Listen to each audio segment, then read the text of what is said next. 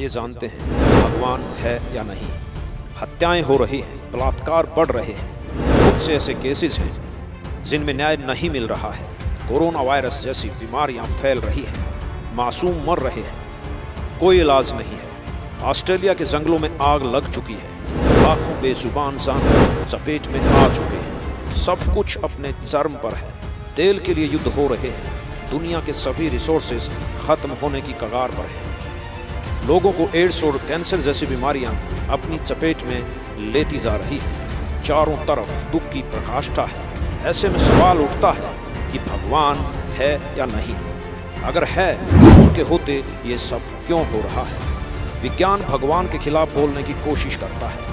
अपने आप को बड़े वैज्ञानिक कहने वाले कहते हैं कि भगवान नाम की कुछ चीज है ही नहीं। लेकिन सवाल उठता है कि बिना भगवान के सब कुछ इतना व्यवस्थित कैसे है? इतना बड़ा सिस्टम ऑटो मोड पर कैसे चल सकता है?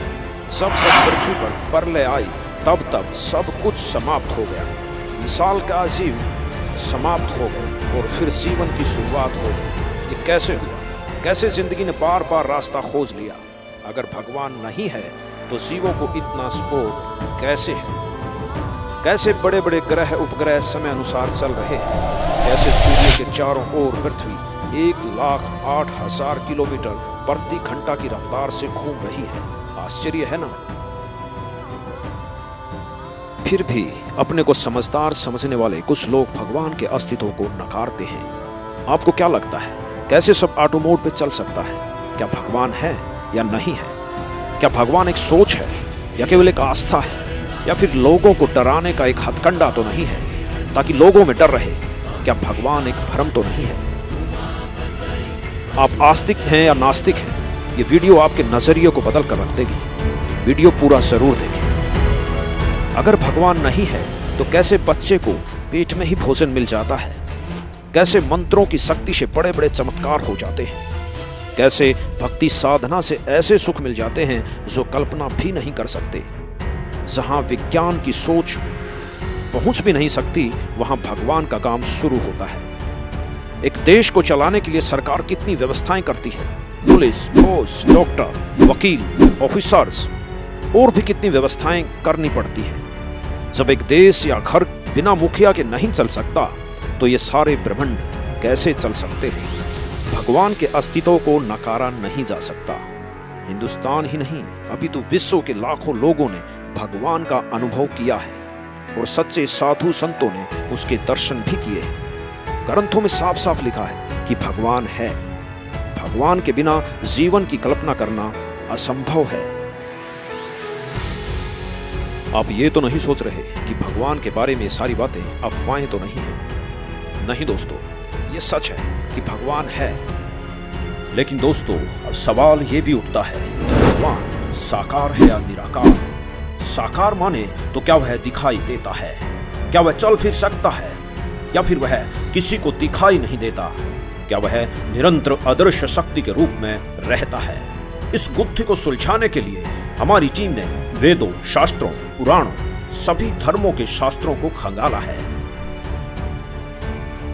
भगवान को प्राप्त करने वाले ऋषि मुनियों, पीर फकीरों आदि के अनुभवों को लेकर हम आपके सामने अरे यहाँ सबको बताएंगे। जो जो नाम ले रहे हैं तो हम तुम्हारे सामने दिखा दूंगा कितने रक्षा कर रहे हैं परमात्मा, पल पल में कर रहे हैं। ऐसी ऐसी दुर्घटना सुनाते हैं बच्चे, ऐसी ऐसी परिस्थितियों में परमात्मा मदद करते हैं। अब प्रत्येक के साथ कर रहा है। 11,000 वोल्टेज के तार गए हुए थे तो मेरी मम्मी बोली तार ऊपर। मैं से देखने लगा तो वो बिजली ने मैं खींच लिया 1.5 फुट ऊपर से। ये सिर देखा नीचे न करके देख, ये निशान पड़ रहा है लड़के का। ये नीचा कर गर्दन थोड़ी सी, ये देख उतर जाओगे हो। ओए होए होए, ये बंदी छोड़। ये तो 1 महीने के बाद ये स्थिति 2 उंगल पूरी आ जाए। इतना खड्डा था इस बच्चे का, पैर का अंगूठा देखो इसका। दिखाओ आप पे कहाँ कैंसर था। ये आप देख रहे हैं, ये आंखों देखा चमत्कार है, आपके सामने दिखाते हैं। इनका कहने का मतलब है कि इनके सीने पे फोड़े हो गए थे और वो इतने बड़े बड़े फोड़े थे कि यहाँ पे लटक रहे थे और इस फोड़ों पे बहुत ज्यादा मवाद चलता था। मतलब कीड़े पड़ने जैसी स्थिति थी। तो जब ये डॉक्टरों के पास गए, हॉस्पिटल में गए, तो उन्होंने मना कर दिया था कि आपका इतना भयंकर कैंसर का ऑपरेशन नहीं हो सका, क्योंकि ऑपरेशन कैंसर पूरे में फैल चुका था। अचानक संत रामपाल जी का ये कह रहे हैं कि संत रामपाल जी की ये भक्ति करने के बाद ये फोड़ा अपने आप फूट गया, अपने आप ठीक हो गया, अपने आप ही ये इसी स्थिति ले ली। ये सब अपने आप हुआ है, कुछ ऑपरेशन वगैरह डॉक्टर ने? कोई एक पैसे की दवा नहीं कराई, आप यार ठीक है, मैंने एक पैसे की दवा नहीं कराई। आपके पास जो डॉक्टर के हॉस्पिटलों के कागज वगैरह थे वो सारे हैं? सारे धरे, ग्वालियर के धरे। किसी भी डॉक्टर ने का किसी प्रकार का कोई इलाज नहीं किया? ये जो आप इतना बड़ा घाव हुआ था आपको, ये सब संत रामपाल जी की जो भक्ति करने के बाद ही ठीक हुआ था? सदगुरु रामपाल महाराज की भक्ति से सब मेरा। अरे जो लोग मानते हैं कि साइंस से बड़ा कुछ नहीं होता, भगवान नहीं होता, इनके सामने जो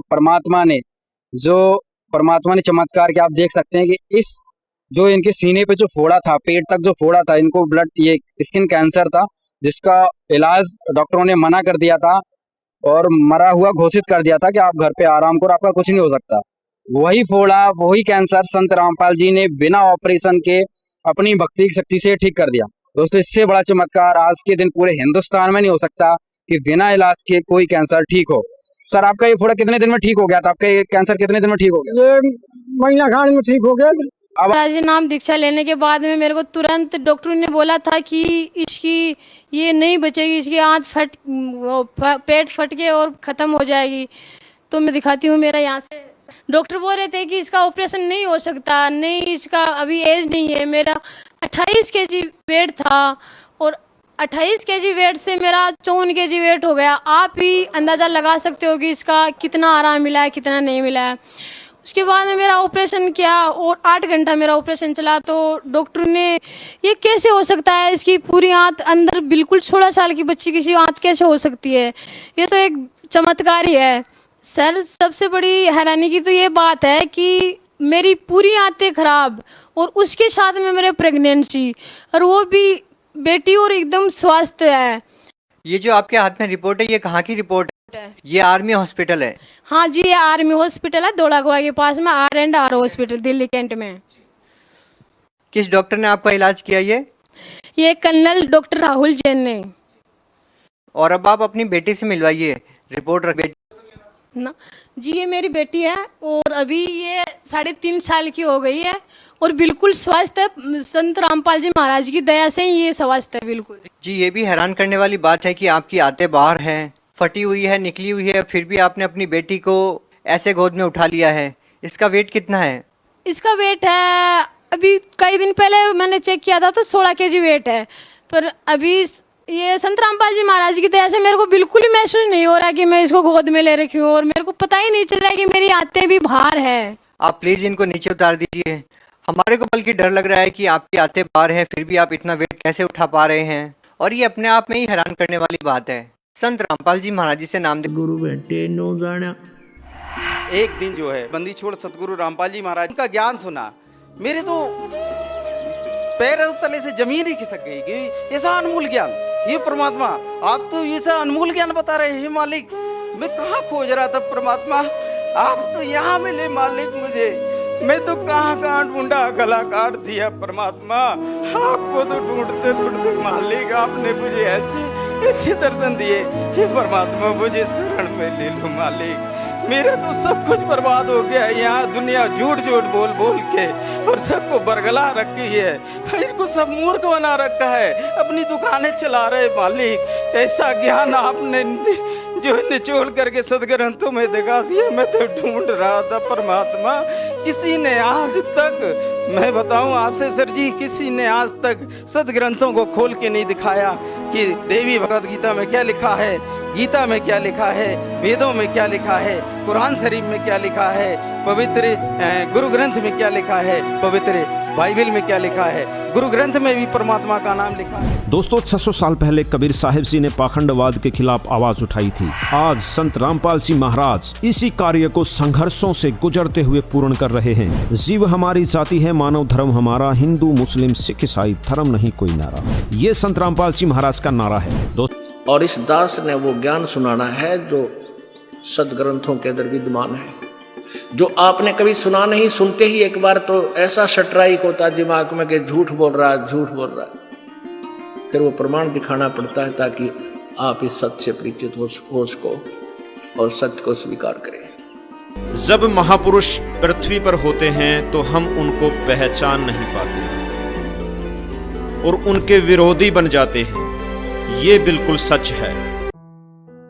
सत्य बोलने की सजा क्या होती है ये तो वही जानता है, या तो जिस पर बीती हो या जिसने आंखों देखी हो।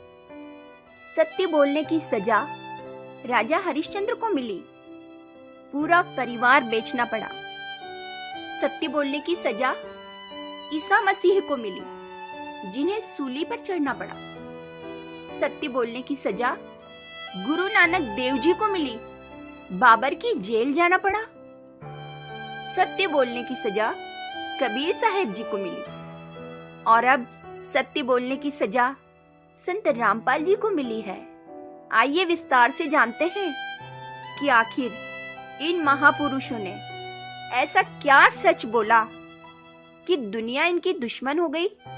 आज से 600 साल पहले कबीर साहेब जी ने कहा, अल्लाह राम का गीत गाने वालों, हिंदू और मुसलमानों, ना तुम्हें अल्लाह की खबर ना तुम्हें राम का पता। कबीर साहेब जी ने 600 साल पहले काशी के सभी ब्राह्मण और काजियों के पाखंड को उजागर किया, ऊंच नीच की खाई को मिटाया और अपनी मीठी मीठी वाणियों से पूर्ण प्रभु का संदेश सुनाया कि हम सभी एक परमात्मा के बच्चे हैं। सैकड़ों चमत्कार किए, दुखियों को सत्य भक्ति देकर सुखी बनाया। लेकिन उन्हें क्या मिला? उस समय के पंडित काजियों, दिल्ली के बादशाह सिकंदर लोदी के द्वारा कबीर साहिब को हाथियों से कुचलवाया गया, नदी में डुबोया गया और उन पर तोप के गोले छोड़े गए। उन्हें कुएं में डाला गया, गर्म तेल के कड़ाहों में डाला गया। शेख तकी द्वारा तलवार से कबीर साहेब के टुकड़े करवाए गए, उनकी झोपड़ी को जलाया गया। इस तरह से उनको मिटाने की कोशिश की गई, लेकिन कबीर साहेब जी का कुछ नहीं बिगाड़ पाए। और आज भी वही स्थिति है। कबीर प्रभु के अवतार संत रामपाल जी ने कहा कि पृथ्वी पर हिंदू, मुसलमान, सिख, ईसाई किसी को भी अपने धार्मिक ग्रंथों का ज्ञान नहीं है। उन्होंने आध्यात्म के नाम पर 100% घोटालों को उजागर किया, सभी धर्म गुरुओं की पोल खोली, जजों के भ्रष्टाचार के खिलाफ पूरे भारत में पहली बार आवाज उठाई, चोरी, रिश्वतखोरी, नशा, दहेज मुक्त भारत, पाखंडवाद मुक्त भारत की मुहिम चलाई। अपनी सत्य भक्ति से लाखों उजड़े परिवार बसाए, लाखों दुखियों को सुखी बनाया। लेकिन उन्हें क्या मिला? सन 2006 में उनका आश्रम लूटा गया और जलाया गया। संत रामपाल जी पर झूठा हत्या का मामला बनाया गया। संत रामपाल जी को 22 महीने जेल में रखा गया। सत्य ज्ञान का प्रचार प्रसार करने वाले उनके भक्तों को जेल में डाला गया। सन 2014 में झूठा कोर्ट की अवमानना का केस बनाया गया। 40,000 पुलिस फोर्स से संत रामपाल जी के आश्रम पर आक्रमण करवाया गया। बरवाला आश्रम को दोबारा लूटा गया। विश्व इतिहास में पहली बार 1000 लोगों पर, जिनमें बच्चे, बूढ़े, किसान, फौजी शामिल थे, उन पर देशद्रोह का केस लगाकर जेल में डाल दिया गया। बिना किसी गुनाह के सजा सुनाई गई।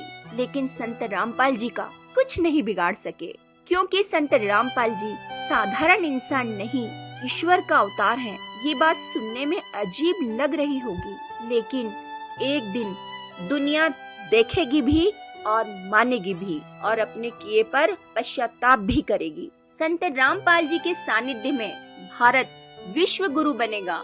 एक दिन भारत तो क्या, विश्व से भ्रष्टाचार, चोरी, जारी, रिश्वतखोरी, लूटपाट, हत्याएं सब बंद हो जाएगा। सभी देशों की सीमाएं खत्म हो जाएंगी। पूरा विश्व एक परिवार बन जाएगा। पृथ्वी स्वर्ग समान हो जाएगी। अभी स्थिति भले ही विपरीत नजर आ रही हो, लेकिन ये सत्य होगा। ये संत रामपाल जी का वचन है। संत वचन पलटे नहीं, चाहे पलट जावे ब्रह्मांड। जैसे हमने 600 वर्ष पहले कबीर साहिब जी के साथ किया, जो स्वयं परमात्मा थे, आज वही इतिहास हम संत रामपाल जी का विरोध करके इसे दोहरा रहे हैं। सन 1994 से संत रामपाल जी का संघर्ष शुरू होता है।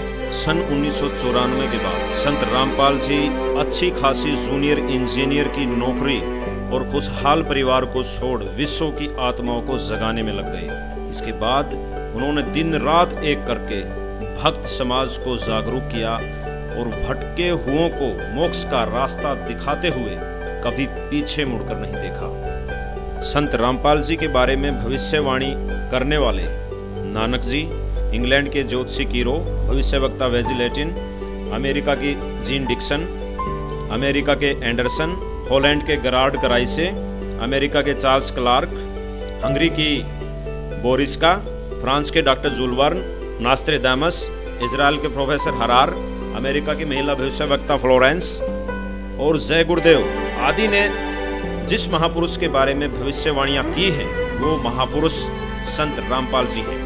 संत रामपाल जी ने धार्मिक पाखंडवाद को मिटाने का बीड़ा उठाया और सत भक्ति का प्रचार प्रसार शुरू किया। स्वामी रामदेवानंद जी महाराज ने 1994 को संत रामपाल जी महाराज को नाम दीक्षा देने की आज्ञा दी। सन 1994 से लगभग 6 साल तक संत रामपाल जी ने घर घर जाकर सत्संग किए और जनता को बताया कि आपको नकली धर्म गुरुओं द्वारा भ्रमित किया जा रहा है, आपको भक्ति के नाम पर लूटा जा रहा है। उन्होंने बताया कि आप अपने वेदों और ग्रंथों को खोल कर देखो, उनमें खजाना छुपा हुआ है। सदग्रंथ क्या बता रहे हैं और हमारे मुल्ला काजी पंडित क्या बता रहे हैं। संत जी ने सदग्रंथों और प्रमाणित संतों की वाणियों से सिद्ध किया कि कबीर साहिब जी ही परमात्मा हैं, जो सतलोक में रहते हैं और समय समय पर पृथ्वी पर आकर अपनी आत्माओं को चेताते रहते हैं। संत रामपाल जी महाराज ने जो भक्ति विधि बताई उससे लाखों लोगों के शारीरिक और आर्थिक लाभ मिलने लगे। जब से संत रामपाल जी महाराज जी से नाम उपदेश लिया हूँ तो साधना करते करते अभी मेरा जो HIV एड्स है वो बिल्कुल तरह से ठीक हो चुका है, मुझे कोई तकलीफ नहीं है। कैंसर की बीमारी ठीक 2 दिन के बाद होश आया था। तो ये रिपोर्ट है मेरा, ऐसा पूरा ये सर पटा हुआ है 3 तरफ से। परमात्मा ही इलाज करते हैं और परमात्मा ने ही ठीक किया, जिससे श्रद्धालुओं की संख्या जल्दी ही लाखों में हो गई। लेकिन जब नकली धर्मगुरुओं ने देखा कि उनकी दुकानें बंद हो रही हैं, तो उन्होंने संत रामपाल जी को बदनाम करना शुरू कर दिया। आसपास की जनता को गुमराह करने लगे। आर्य समाज का इसमें मुख्य हाथ था। कंठी माला सुमरनी ये पैरे से क्या हो, ऊपर डूंडा साध का और अंतर रख्या खो। ऊपर तो दिखा बड़ा महात्मा है, तिलक तलक लगा के बिंदी बंदी ला के माला 4 पैर के नो दिखा बड़ा महापुरुष है पहुंचा हुआ, और अंदर खक नहीं, तुम्हारे पास ज्ञान नहीं, अज्ञान से भरे हो। तो ऊपर डूंडा साध का, ऊपर तो डूंडा ठा रखा बड़ा महापुरुष होगा लोग दिखावा, और अंतर रख्या खो, अंतर ज्ञान नहीं पूरा। गीता जी को आधार मानते हैं कि गीता जैसा ग्रंथ नहीं। श्रीमद् भगवत गीता एक बहुत ही अनमोल ग्रंथ है। और फिर नाम देते हैं हरे कृष्ण हरे राम, राधे श्याम सीताराम। बताओ गीता जी में है कहीं पर ये आप भी मूर्ख बन रहे, औरों को भी जीवन बर्बाद कर रहे आत्माओं का। पहले हमें ज्ञान नहीं था, इन बकवादों को हम समझ नहीं सके जो क्या ऊआ बाई बक रहे हैं ये। और काल ये चाहता है, उसने इसीलिए तो सारा जुगाड़ जोड़ रखा, नकली नरेश संत बना दिए। इंद्रादा स्वामी, धन धन सतगुरु, जय गुरुदेव, और ये दनोद वाला, और ये जगमाल वाली वाला, ये सतपाल जी महाराज, और ये तेरे बाल योगेश्वर, और ये सारा निरंकारी, ये देश का देश धका दिया काल ने, और खक नहीं इनके पास। और यहाँ दास ने गला पड़ा लिया। 15 साल हो गए रह रहकर इस ज्ञान को सुनाते। आपके इसी ज्ञान को सुनाने के कारण आप तक सत्य को पहुंचाने के लिए इस दास के ऊपर कितने बुरे आरोप लगाए गए, जेल में डाल दिया, क्रोथा कांड करवा दिया इन दुष्ट लोगों ने, क्योंकि इनकी रोजी रोटी बंद हुई थी। ठीक है, दास ने तो हथेली पर जान धर रखी है, भगवान का आदेश हो गया कि बेटा उठा दे दूंगा और मैं तेरे साथ रहूंगा। तो फिर अब जो भी होगा, अब तो या तो ये नकली रहेंगे या दास रहेगा।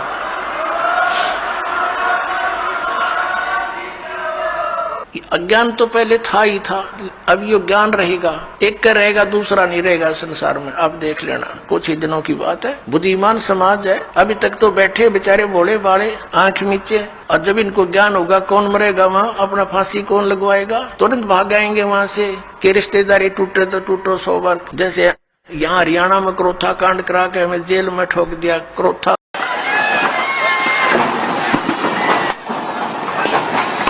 मेरा नाम धर्मवीर दास है जी। मैं जेल वार्डर हूँ, जेल डिपार्टमेंट में नौकरी करता हूँ। मैं जिस टाइम ये क्रोथा कांड हुआ उस टाइम रोहतक जेल पर वार्डर के पद पर था। तो फिर कुछ दिन के बाद पता चला भाई संत रामपाल जी महाराज रोहतक जेल में आएंगे। तो हमारी वहाँ पर ड्यूटी थी, हमने देखा, सोचा भाई यहीं बात करेंगे, आके पूछेंगे उनसे क्या ये वास्तविक सच्चाई है। उसके बाद फिर गुरु जी जेल में आए। जेल में आने के बाद वो दिन मैं उस दिन को बहुत खुशकिस्मत मानता हूँ कि उस दौरान मेरी जहाँ पर गुरुजी बंद थे वहाँ पर मेरी ड्यूटी लगी हुई थी। उसके बाद गुरुजी यहाँ से सुबह जैसे ही गुरुजी को मैंने नज़दीक ही गया, गुरुजियों ने मेरे से पूछ लिया, अक भाई हवलदार कौन से गांव का है तू? माँ जी मैं कंडेला गांव का। हाँ, गुरुजी संत रामपाल जी महाराज ने मेरे ही बड़े भाई का नाम ले दिया। एक ओम प्रकाश है भाई, मेरा कंडेला का बहुत बढ़िया भगत है। देखो कितनी अखबार में कितने सुनने के कारण मैं अपने भाई को मना कर दिया कि मैं नहीं जानता। इतना बुरा प्रचार सुनने के बाद मैंने अपने भाई को भी खुद मारा, माँ भाई मैंने ये कह दिया कि मैं नहीं जानता उसको। एक दिन मैं कैसेट सुन रहा था, रात के 9:30-10 बजे का टाइम था। तो एक कैसेट, इतनी मार्मिक कैसेट थी, उसमें मैं क्या बताऊं, मेरे गुरुजियों के लिए मेरा हृदय फट गया था। वो परमात्मा सतगुरुदेव उन्होंने कहा कि इस दास की जीभ कट जाए अगर तू उठ बोलता हो तो मैं इस परोपकार समाज के लिए ज्ञान छुड़ा रहा। तो एक दिन रात को 2 बजे मेरी ड्यूटी थी, मैं गुरुजियों के पास गया। तो गुरुजियों ने फिर बिठा के मेरे को कहा, बेटा ऐसी भक्ति करनी चाहिए परमात्मा की। एक जैसे मुलाजिम आया मेरे साथ का साथी, उसने आते ही गुरुजियों से कहा, हंसते हुए कहा, जी आपको तो मिट्टी में मिला दिया। हमारे गुरुजी ने कहा, हाँ बेटा मिट्टी में मिला दिया भाई। लेकिन ऐसा उदाहरण दिया हमारे गुरुजियों ने एकदम से सटीक, भाई जमींदार 40 किलो अन्न मिट्टी में मिलाता है, 70 मण उठा के ले जाता वहां से। वैसे तो इस पृथ्वी पर संत आता वो जेल में आना नहीं चाहिए वैसे तो, लेकिन इस संत को, इस दास को याद करा करेंगे कि उन दुष्ट आचार्यों ने अपनी रोजी रोटी के लिए ऐसे संत को जिसकी आंखों में बिठाकर पूजा करनी चाहिए उसको जेल में डलवा दिया। ऐसा मार्ग जो पृथ्वी पर संत रामपाल जी महाराज जी चला रहे थे, उस मार्ग को लगभग 2.5 वर्ष के लिए बंद करवा दिया। ऐसा मार्ग, हे परमात्मा, ऐसा गुरुजियों से वहां देखता, जो गुरुजियों पर आरोप लगाए गए, ऐसे आरोप इंसान पागल होकर मर जाए, ये तो समर्थ परमात्मा है। जी हाँ, नकली आचार्यों ने जनता को गुमराह करके सतलोक आश्रम करोथा पर हमला करवा दिया। संत रामपाल जी महाराज के बिना कोई दोष 22 महीने जेल में गुजारे। तरह तरह की अफवाहें फैलाई गई। न्यूज़पेपर, प्रिंट मीडिया ने अफवाहें फैलाने में कोई कसर बाकी नहीं छोड़ी। लेकिन 22 महीने बाद संत रामपाल जी व उनके शिष्यों की जमानत होती है। सत कबीर दुआरे तेरे पर एक दास भिखारी आया है। सत कबीर दुआरे तेरे पर एक दास भिखारी आया। और वो एक बार फिर आश्रम बरवाला हिसार में खुल जाता है। फिर श्रद्धालु देशों विदेशों से आना शुरू हो जाते हैं। लेकिन विरोधी लोग जिनकी दुकानें बंद हो रही थी, उनको यह रास नहीं आ रहा था। वो 2 FIR जो उसी के प्रशासन में दर्ज है, उसमें लिखा गया कि ये सामान आश्रम करोथा का लूटा गया और बाद में उन अपराधियों का पता नहीं लगा, वो अनट्रेस्ड हो गई। ये सरकार की चाल होती है। पुलिस प्रशासन के अधिकार में करोथा आश्रम, उसमें चोरी, बाद में FIR दर्ज, अपराधियों का ना मिलना, फाइल बंद हो जाना। हमेशा सर्वोच्च न्यायालय का फैसला सिर माथे पर। 18 फरवरी 2013 को संत रामपाल जी महाराज की दया से वो दिन आया कि माननीय सुप्रीम कोर्ट ने वो याचिका खारिज कर दी और हाई कोर्ट के निर्णय को जारी रखा कि आप करोथा आश्रम को भक्ति मुक्ति ट्रस्ट को सौंप दें। भक्तों में खुशी की लहर दौड़ गई, लेकिन एक राक्षस कभी भी भक्तों की खुशी देखकर खुश नहीं होता। उसने ये देखा कि परम संत के परम भगत खुश है, उसने अपनी प्रशासन की चाल फिर शुरू कर दी। 7 अप्रैल 2013 का वो ऐतिहासिक दिन आया जिस दिन हमें अपना छीना हुआ, लुटा हुआ और हम पिटे हुए भक्तों को हमारा घर मिला। और 7 अप्रैल को हमें मिला आश्रम। 9 अप्रैल को भूपेंद्र हुड्डा की साजिश का शिकार हुए हमारे 300 बहन भाई बच्चे बुजुर्ग के दोबारा से 12 जुलाई 2006 करोथा कांड को फिर से दोहराया जाए और आश्रम दोबारा से छीन लिया जाए और फिर से लूटा जाए। सन 2013 में संत रामपाल जी को कोर्ट द्वारा सतलोक आश्रम सौंपा जाता है। परमेश्वर कबीर जी की सर्वसंगत परमात्मा का लाख लाख शुक्रिया करते हैं कि परमेश्वर ने आप जी का करोथा आश्रम वापस दिलवा दिया।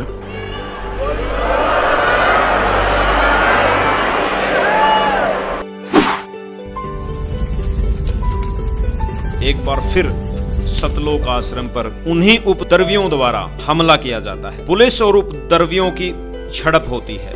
एक बार फिर वही चीजें दोहराई जाती हैं जो 2006 में दोहराई गई थी। संत रामपाल जी पर फिर झूठा मुकदमा बनाया जाता है, जबकि संत रामपाल जी तो करोथा में थे ही नहीं। वे तो वहां से लगभग 150 किलोमीटर दूर बरवाला आश्रम में सत्संग कर रहे थे। एक बार फिर झूठ का पुलिंदा बनाया जाता है। तत्कालीन सरकार भी विरोधियों का सहयोग करती है, जैसे 2006 में किया गया था। अब और जुल्म पे जुल्म किए जाते हैं।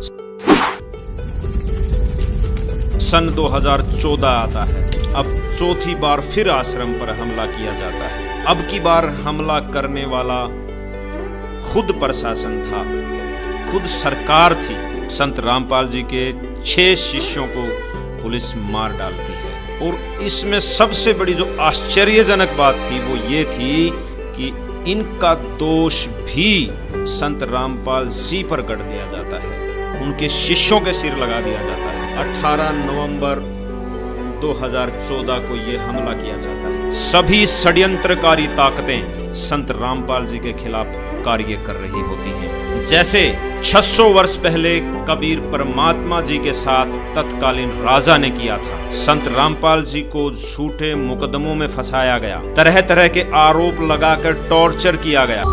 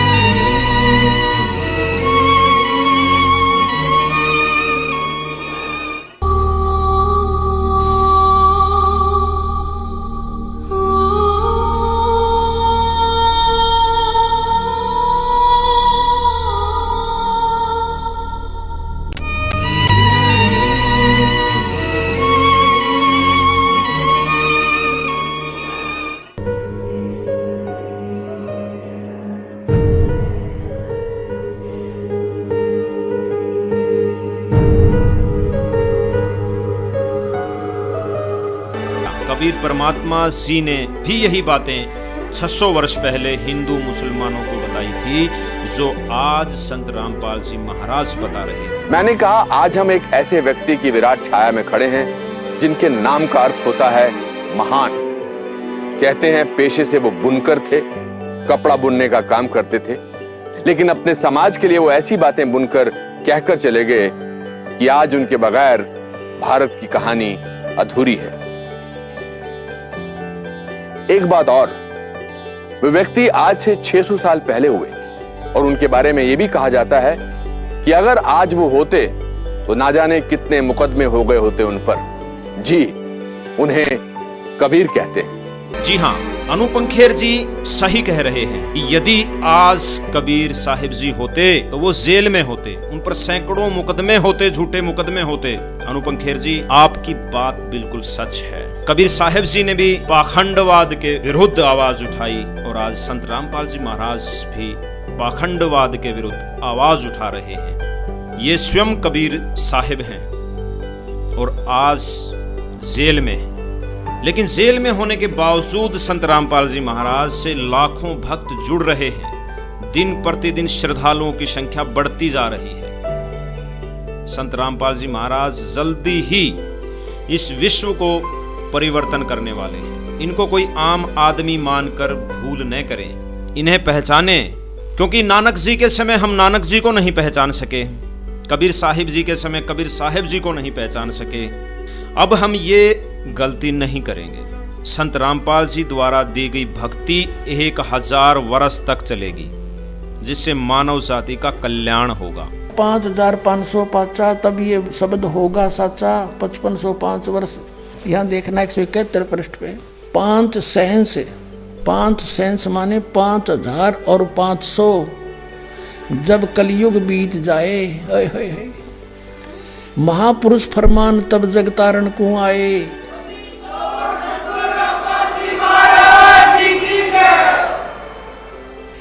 ये कहा कि सब ही नारी और नर शुद्ध तब, जब ठीक का दिन आवंत, और कपट चातुरी छोड़ कर वो शरण कबीर गहनते। बोलो सतगुरुदेव।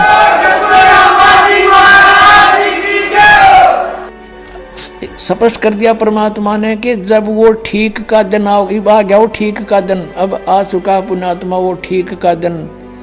कहते हैं सब ही नारी नर शुद्ध, यानी सब बुराई त्याग देंगे। हाहाकार मचरी, लूट खसोट रिश्वतखोरी, दहेज ले लेके एक दूसरे को सता रहे हैं।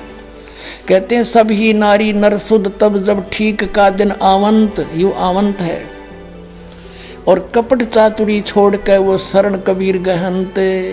अब क्या बताया है कि एक अनेक हो गए, मेरी प्यारी आत्मा भिन्न भिन्न मजहबों में बट गई। एक अनेक हव गयो और पुन अनेक हो एक, सब मिलकर फिर एक होएंगे। और हंस चले सतलोक को सब सतनाम की टेक।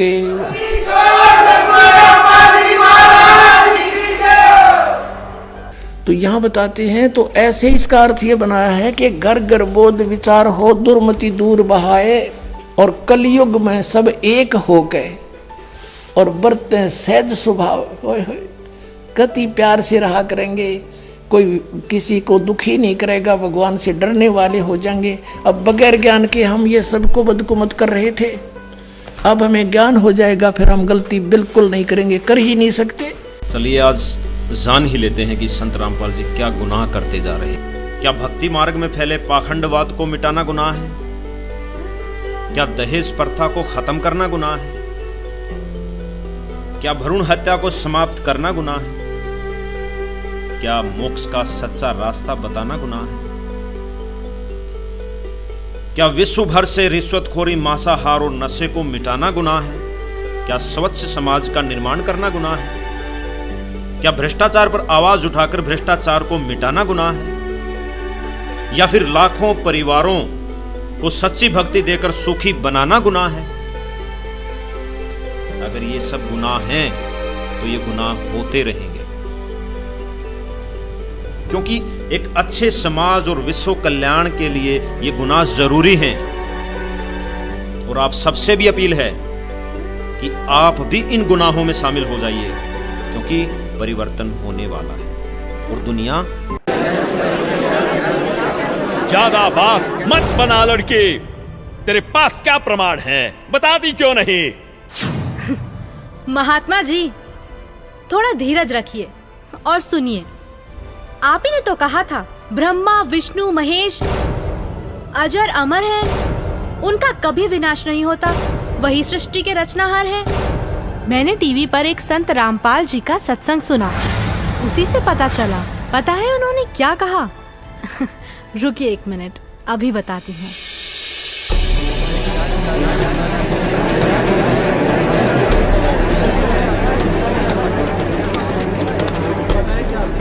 श्रीमद् देवी भागवत पुराण, जिसके 3रा स्कंद अध्याय 5 पृष्ठ 123 पर लिखा है कि मैं विष्णु, ब्रह्मा तथा शंकर तुम्हारी कृपा से विद्यमान हैं। हमारा तो आविर्भाव, जन्म तथा तिरोभाव मृत्यु होती है।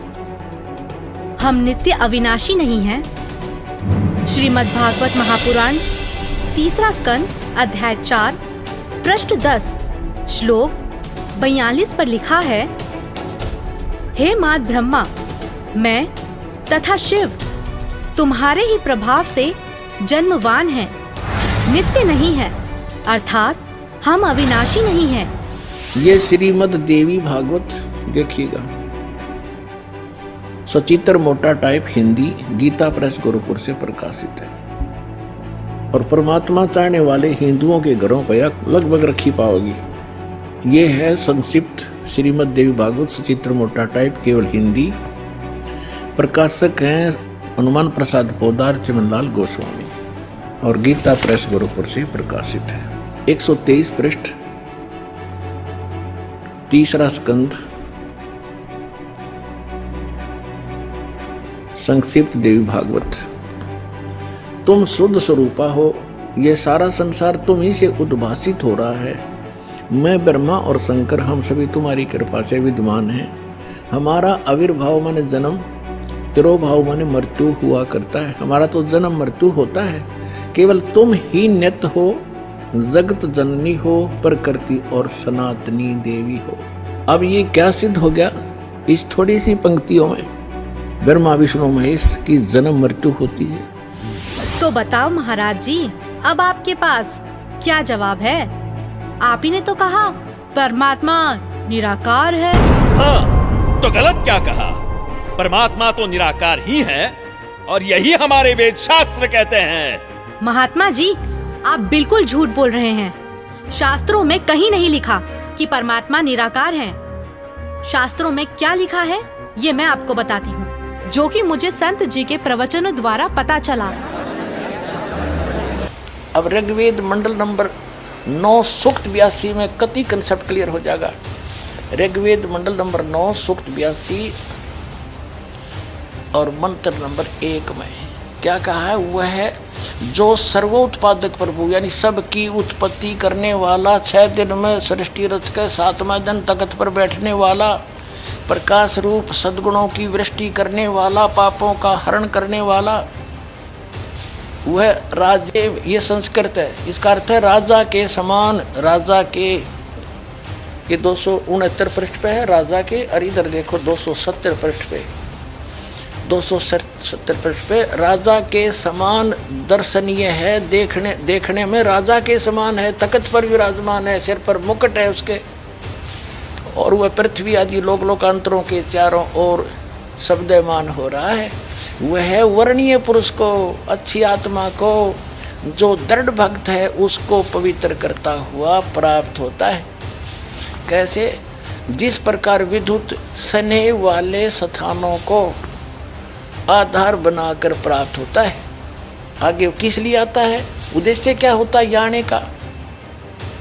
हे परमात्मन, उपदेश करने की इच्छा से, तत्व ज्ञान, यथार्थ ज्ञान बताने की इच्छा से आप महापुरुषों को प्राप्त होते हो, नीचे आकर के गति करके आते हो, और आप अत्यंत गतिशील पदार्थ के समान हमारे आध्यात्मिक यज्ञ को यानी हमारे धार्मिक अनुष्ठानों को प्राप्त होते हैं।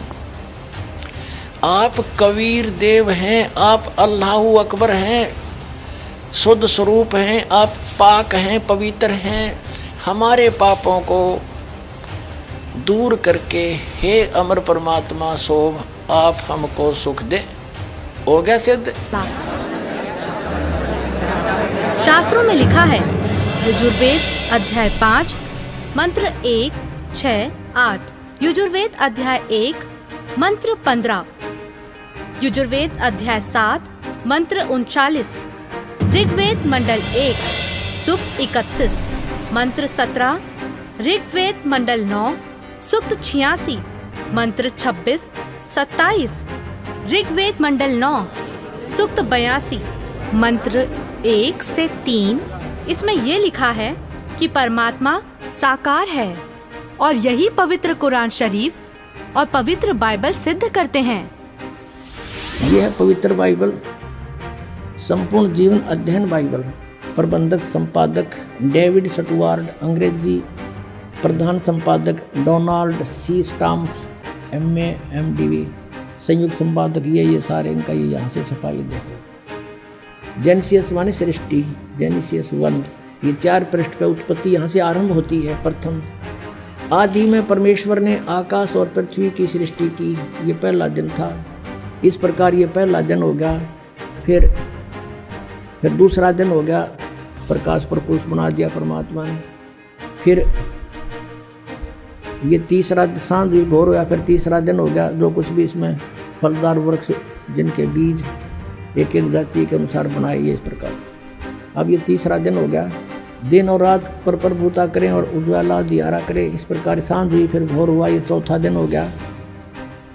फिर यहाँ देखें पृष्ठ नंबर 5 पे, वो 4 पे पढ़ा आपने।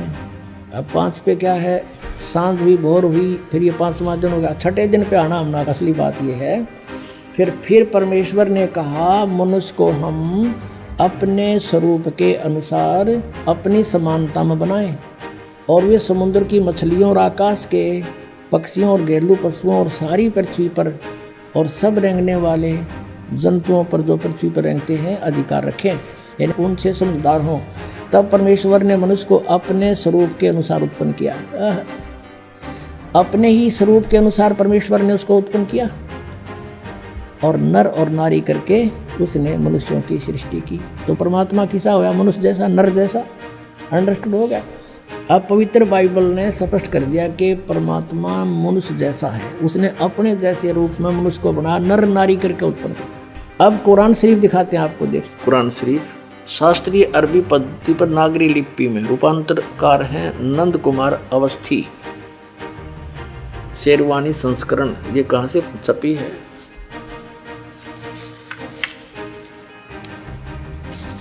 ये वही लिखा कि वो इस्लामी किताब, इसमें कोई संदेह की गुंजाइश नहीं है।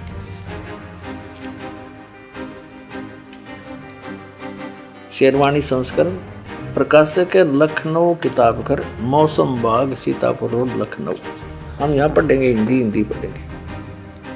सूरत फुरकानी 25 607 पृष्ठ पे यहाँ देखिए 59 नंबर आयत में, सूरत फुरकानी 25 में, जिसने आसमान और ज़मीन और जो कुछ उनके बीच में है सबको 6 दिन में पैदा किया और फिर तख्त पर जा विराजा। अब इससे सिद्ध हो गया कि दोनों पवित्र सदग्रंथों ने रल मिलकर ये सिद्ध कर दिया कि परमात्मा मनुष्य जैसे शरीर युक्त है, मनुष्य जैसा साकार है। महात्मा जी, आपने ये भी झूठ कहा है कि श्राद्ध निकालने, व्रत करने से सुख और मुक्ति मिलती है, जबकि संत जी के प्रवचनों से सुना है कि गीता अध्याय 9 के श्लोक 25 में कहा है, पितरों को पूजने वाले पितरों को प्राप्त होते हैं, भूतों को पूजने वाले, पिंड दान करने वाले भूतों को प्राप्त होते हैं, अर्थात भूत बन जाते हैं। गीता अध्याय 6 श्लोक 16 में लिखा है कि हे अर्जुन, ये योग ना तो अधिक खाने वाले का, ना बिल्कुल ना खाने वाले का, ना अधिक जागने वाले का, ना अधिक शयन करने वाले का, और ना ही एक स्थान पर बैठकर साधना करने वाले का सिद्ध होता है। गीता अध्याय 16 श्लोक 23-24 में कहा है कि शास्त्र विधि को त्याग कर जो साधक मनमाना आचरण करते हैं उनको ना तो कोई सुख होता है, ना कोई सिद्धि प्राप्त होती है तथा ना उनकी गति अर्थात मोक्ष होता है। अरे क्या क्या चल क्या रहा है इस लड़की का? अरे कोई तो रोको उसे। ये लड़की सही बोल रही है।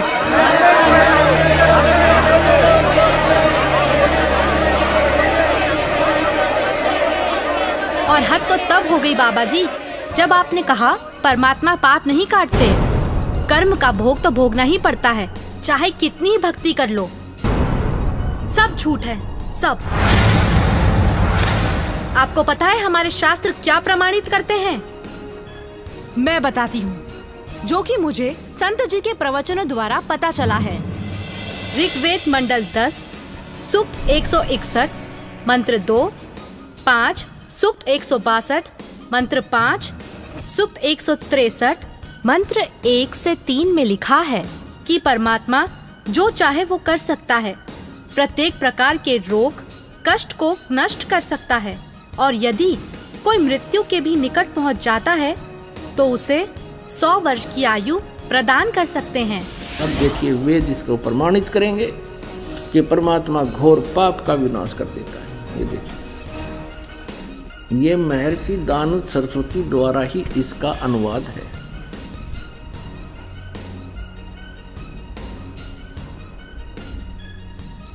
प्रकाशक हैं सार्वदेशिक आर्य प्रतिनिधि सभा 2/5 महर्षि दानव भवन रामलीला मैदान नई दिल्ली से। यजुर्वेद आर्य भाषा भाष्य संपूर्ण 40 अध्याय महर्षि दानव सरस्वती कृत यानी दानंद जी के द्वारा इनका अनुवाद है। मुद्रक हैं Prince offset printers 1510 Pataudi house Daryaganj नई दिल्ली से। अब देखिएगा, यजुर्वेद के 8वें अध्याय का 13वां मंत्र स्पष्ट करेगा। ये 8वां अध्याय और 241 पृष्ठ पे 8वें अध्याय का 13वां श्लोक। इसमें क्या लिखा है कि देव कर्तस्य एनस्य अवजनमसि, मनुष्य कर्तस्य एनस्य अवजनमसि, पितृ कर्तस्य एनस्य अवजनमसि, आत्म कर्तस्य एनस्य अवजनमसि। एनस्य एनस्य घोर एनस्य एनस्य माने अपराध के अपराध यानी घोर पाप के भी। अब आपको इसका यहाँ दिखाते हैं 242 पृष्ठ पर इन्हीं का अनुवाद किया हुआ। ये 242 पृष्ठ पे, हे सबके उपकार करने वाले मित्र आप। अब यहाँ इसने मित्र शब्द प्रयोग कर लिया, यहाँ परमेश्वर ना लिखा, क्योंकि इसको पता था वेदों को पढ़ने वाला मुझ पर पूरा विश्वास करेगा और मैंने यहाँ लिख दिया मित्र, तो वो ये समझेगा कि मित्र के बारे में लिखा है, भगवान के बारे में नहीं, इसलिए इसको पढ़ पढ़ा कर आगे चल पड़ेगा। आप दान देने वाले के अपराध के अवजनम, एनस्य माने अपराध के, अवजनम माने विनाश करने वाले, असी माने हो। मनुष्य कर्तस्य साधारण मनुष्यों के किए हुए, एनस्य माने अपराध के, अवजनम माने विनाश करने वाले हो। पितृ कर्तस्य पिता के किए हुए, एनस्य माने अपराध, ये अपराध ही लिखना चाहिए था, गुरुदास ने लिखा है। अच्छी प्रकार हरने वाले हो, नाश करने वाले हो। अपने किए हुए, एनस्य माने पाप के, एनस्य कहो, एनस्य का अर्थ पाप कहो, एनस्य माने अपराध कहो, एनस्य माने अपराध या पाप एक ही अर्थ होता है। एनस्य माने पाप के दूर करने वाले, अवजनम माने नाश करने वाले, अवजनम विनाश करने वाले हो, अवजनम माने विनाश करने वाले हो। एनस्य एनस्य अधर्म के अधर्म यानी घोर पाप के भी, अवजनम माने नाश करने वाले हो। अब जानता हुआ मैं जो कुछ भी अधर्म आचरण किया करता हूँ या करूँ, अनजान में जो कुछ भी किया करता हूँ वह करूँ, उस सब एनस्य माने अपराध के, पाप के, दुष्ट आचरण के नहीं, पाप के आप अवजन माने नाश करने वाले हो। और महात्मा जी, आपको तो ये भी नहीं पता पूर्ण परमात्मा कौन है। अच्छा लड़की, तो तुम ही बताओ कौन है पूर्ण परमात्मा? पूर्ण परमात्मा, पूर्ण परमात्मा वो है जिसने सृष्टि की रचना की है। उस परमेश्वर का नाम है कबीर। मैं आपको प्रमाणित करती हूँ, जो कि मुझे संत जी के प्रवचनों द्वारा पता चला है। प्रमाण 1, पवित्र यजुर्वेद अध्याय 29 मंत्र 25। जिस समय भक्त समाज को शास्त्र विधि त्याग कर मनमाना आचरण कराया जा रहा होता है, उस समय कबीर देव तत्व ज्ञान को प्रकट करता है। प्रमाण 2, पवित्र सामवेद संख्या 359 अध्याय नंबर 4 के खंड नंबर 25 का श्लोक नंबर 8, जो कबीर देव तत्व ज्ञान लेकर संसार में आता है, वह सर्वशक्तिमान है तथा काल के कर्म रूपी किले को तोड़ने वाला है, सर्व सुखदाता है तथा सर्व के पूजा करने योग्य है। ऋग्वेद मंडल 9 सूक्त 86 मंत्र 17। ऋग्वेद मंडल 9 सूक्त 86 मंत्र 18। ऋग्वेद मंडल 9 सूक्त 86 मंत्र 19। ऋग्वेद मंडल 9 सूक्त 86 मंत्र 20। अथर्ववेद कांड नंबर 4 अनुवाक नंबर 1 मंत्र नंबर 7। मुस्लिम धर्म के पवित्र शास्त्र कुरान शरीफ सूरत फुरकानी 25 आयत 52 से 59 में लिखा है कि कबीर परमात्मा ने 6 दिन में सृष्टि की रचना की तथा 7वें दिन तख्त पर जा विराजा, जिससे परमात्मा साकार सिद्ध होता है। राग तिलंग महला 1 पंजाबी गुरु ग्रंथ साहिब पृष्ठ नंबर 721। बाइबल में भी लिखा है, सृष्टि की रचना परमात्मा ने की, जिनका नाम है कबीर।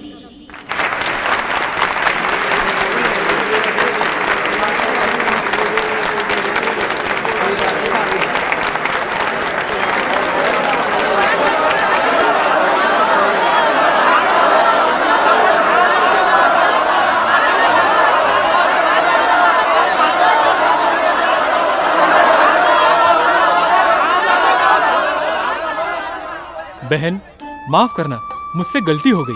असल में हिंदू विरोधी तो ये नकली संत है जो हमें शास्त्रों के विरुद्ध भक्ति बता रहा है। आपने तो हमारी आंखें खोल दी। बहुत बहुत धन्यवाद आपका। धन्यवाद तो संत रामपाल जी महाराज का कीजिए, जिन्होंने इस अनमोल ज्ञान को भक्त समाज को समझाया है। उन्हीं के ही तो टीवी चैनल पर सत्संगों को सुनकर मैंने इस अनमोल ज्ञान को प्राप्त किया है। हर रोज टीवी पर सैकड़ों बाबा आते हैं, लेकिन सही भक्ति तो संत रामपाल जी महाराज ही बताते हैं। तो बोलो संत रामपाल जी महाराज की जय। संत रामपाल जी महाराज की जय। संत रामपाल जी महाराज की जय। आओ सब मिलकर जागरूकता लाए, पाखंड और अंधविश्वास को जड़ से मिटाए। अंधश्रद्धा भक्ति मानव जीवन के लिए बेहद खतरनाक है। शिक्षित समाज से निवेदन है कि नकली और शास्त्र विरुद्ध साधना बताने वाले धर्म गुरुओं से बचे तथा नकली धर्म गुरु का विरोध करे। सभी धर्मों में पाखंडवाद चरम सीमा पर है। समाज को चाहिए कि गलत साधना बताने वाले धर्म गुरुओं का डटकर विरोध करे। पुस्तक अंधश्रद्धा भक्ति खतराए जान को पढ़े। हमारे इस वेबसाइट पर जाकर इस पुस्तक को निःशुल्क पाए, या फिर आपका पूरा नाम, पता और फोन नंबर इन नंबरों पर SMS करें। अवश्य देखिए जगतगुरु तत्वदर्शी संत रामपाल जी महाराज के मंगलमय प्रवचन हर रोज इन चैनलों पर। सोशल मीडिया पर हमसे जुड़ने के लिए लाइक, सब्सक्राइब और फॉलो जरूर करें।